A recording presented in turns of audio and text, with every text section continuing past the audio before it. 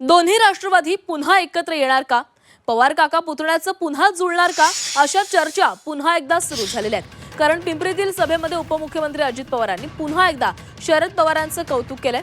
काकांच्या पुण्याईनं बरं चाललंय असं वक्तव्य अजित पवारांनी केलंय.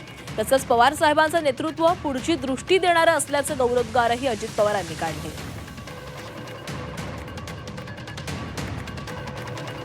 ज्यावेळेस तुम्ही संदीपला संधी दिली त्यावेळेस ते कशी कामं करायची मला माहिती होतं.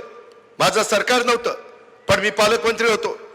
त्याच्यामुळे मी त्यांना म्हणायचो की बाबा तुमच्यासारख्यांची मला गरज आहे, आपण बरोबर काम करू. मला काही दुसरी ऐकणं अपेक्षा नाहीये.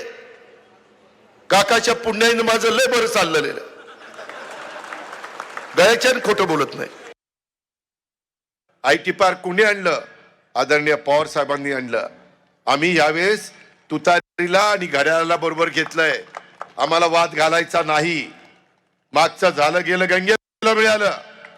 आता आपण सगळ्यांनी एकोप्याने काम करायचंय आणि त्या पद्धतीनं तिथं साखर कारखाना होणार होता.